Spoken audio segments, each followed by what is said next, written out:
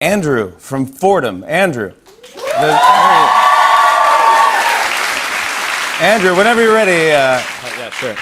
Thank you for being here and taking my question. Do you believe in the mandatory buyback of quote-unquote assault weapons? And whether or not you do, how does that idea not go against fundamentally the Second Amendment?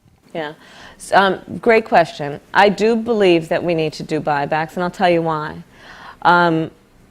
First of all, let's be clear about what assault weapons are. They have been designed to kill a lot of human beings quickly.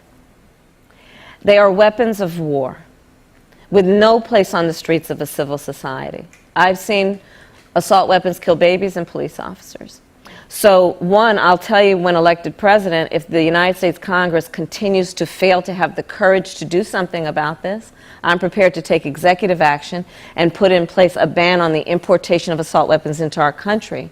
But we still have to deal with the over 2 million assault weapons that are currently in the streets of America. When a person tells you who they are, believe them. First impressions are the most valuable.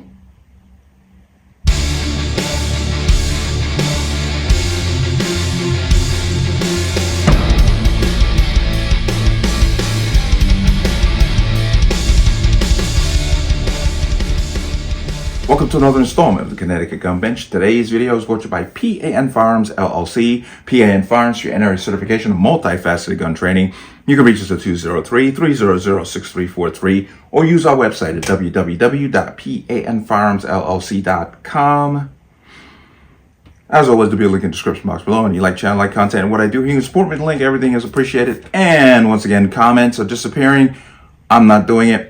There's a growing problem on this platform with comments just being deleted without question or any notice. So if your comment disappears, I'm not doing it. Let's talk about this. And this is very important. I'm going to say this as plainly as possible. The Constitution is at stake here, especially the First and Second Amendment. And why do I say this? I'm not saying this to be, Chicken Little or the Baba Yaga. I'm saying this because I am basing it on actual words of a candidate, their own actions and what they have done. Now, why do I say the first and second? Well, it seems that our installed candidate, Kamala Harris, has now flip-flopped on every single position that she held in 2019. The media is giving her a pass by not questioning her in depth. What made you change your mind? Now, if you remember, Dana Bash, I believe, actually questioned her a little bit on it. She gave some word salad answer, and it was completely dismissed. She claims that she is for the Second Amendment, but well, guess what? You don't get to put a button there. It's either you're for it or you're not, because anything that you do against it means you're not for it, just as much as she says the First Amendment. And I want to play this clip to pretty much square away when I say the First Amendment is under attack. We will double the Civil Rights Division and direct law enforcement to counter this extremism. We will hold social media platforms accountable for the hate infiltrating their platforms, because they have a responsibility to help fight against this threat to our democracy. And if you profit off of hate, if you act as a megaphone for misinformation or cyber warfare, if you don't police your platforms, we are going to hold you accountable as a community. Let me translate what she is saying there. When she says hate and disinformation, what she is saying, as they always do, what they really mean is opinions that we don't like, even if that opinion is based on factual evidence. As long as it doesn't fit our left-wing radical agenda, we're going to call it hate and disinformation. That is a direct attack on free speech. She is letting you know that she is going to basically bankrupt the social media companies if they don't do her bidding, which they tried to do in 2020, if you remember. Jack Dorsey and the Biden laptop story. He quashed it. Facebook. Zuckerberg, he just came out and said, yeah, I was pressured into doing it. I'm sorry that I did it. But first, for years, people have called into question the role social media outlets played in framing the narrative, in particular being the arbiters of what is and isn't so-called fake news. And for years, these same people have been hounded down as conspiracy theorists.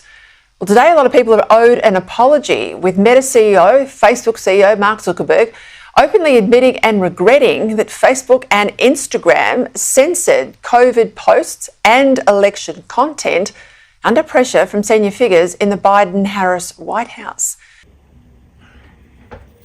You got to open your eyes and see what's going on here.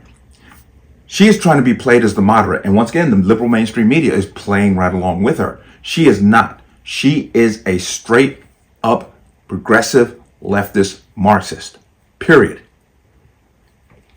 And it's shocking that if the journalists actually did their jobs, not when it suits their needs, but when it actually suits the public's needs, because we're getting this information from them, Kamala Harris wouldn't even be close. Wouldn't even be close in the polls. But because they're covering for her, allowing her to run a basement campaign. I mean, today is September 9th. Tomorrow is the debate. And that's the only debate we're ever going to get. That's ridiculous. That is literally the fewest debates I've ever heard of in modern politics. But they're letting her get away with it. Trump said, I'll do 3. Fox News, ABC, and NBC. 2 of those outlets are pro-Democrat. They're biased. And he said, I'll do the debate on that. She won't do debates. She's hiding from the media. And the media started to call her out. Then they got bashed, so they backed off. There's something seriously wrong here. But I'm going to bring you back to the core ideal. Just as Dave Chappelle said, I consider the First and Second Amendments to be the most important. Hence why they're the first and second. The First Amendment was the first for a reason. The Second Amendment is in case the first doesn't work out. And that is factually true. That is exactly why the Second Amendment exists. It is literally the shortest one, and it has those words. That phrase at the end, shall not be infringed. Why does it say that? Because of people like this. Should she also be, in your opinion, supporting a mandatory gun buyback program? Listen, we're not going to be able to get where we need to go without action in Congress. We've got to pass some laws to deal with this. Now, I was heartened by the fact that 2 years ago we finally did a gun safety law, the Safer Communities Act. And it was the first gun safety law we passed in 30 years. 30 years. And it was modest, but it did save lives. But clearly, in the wake of what happened just the other day in Winder, Georgia, it's not enough. And the least we can do is move forward on the bipartisan spaces where ordinary people agree. Clearly, there's a disconnect between what the people, the American people, want and what they're able to get out of their government. Again, 87% of Americans believe in background checks. And yet I hear politicians say that it's not guns who kill people, it's people who kill people. And yet we don't even want to know who those people are. We won't even support. Senator, just yes or no, though. Should she support the mandatory buyback program? Just a yes or no. Listen, look, as a pastor, I've done buyback programs. You can pick this issue or that issue. But I think that, again, there's not one single thing that will make all of this go away. Raphael Warnock, supposed minister, supposed pastor. This man is supposed to be a man of God who supports the most ungodly things you have ever heard of, but touts himself as a man of the cloth. He is a charlatan, but he's telling you what they want to do.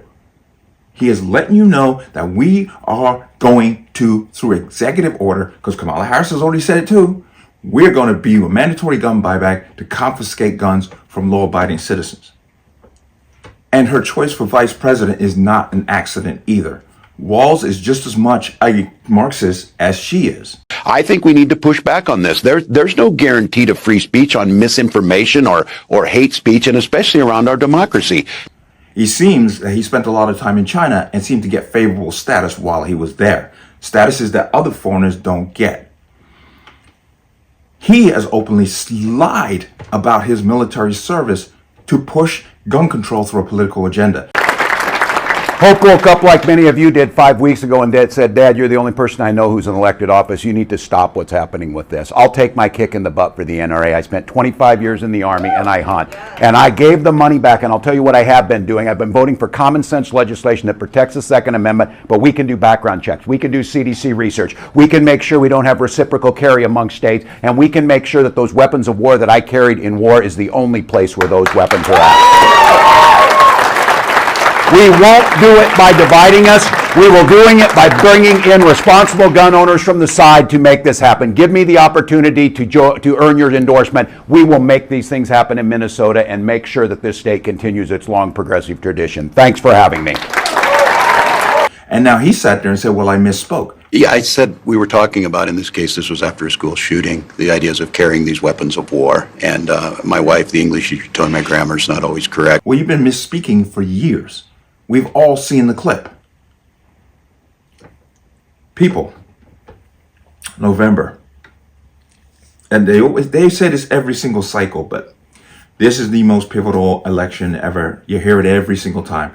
I honestly believe that this is the most pivotal election ever.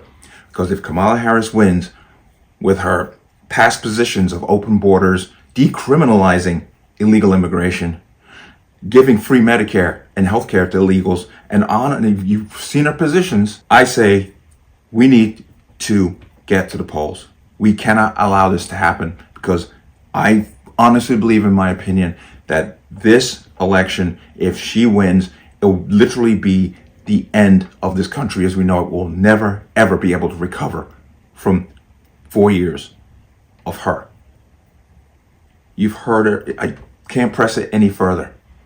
She has told you who she is. As much as she likes to play the moderate role now, she has told you in that interview in ABC where with Dana Bash, she told you, basically, my values have not changed. The most important and most significant aspect of my policy perspective and decisions is my values have not changed. Let's be clear, my values have not changed. That value has not changed.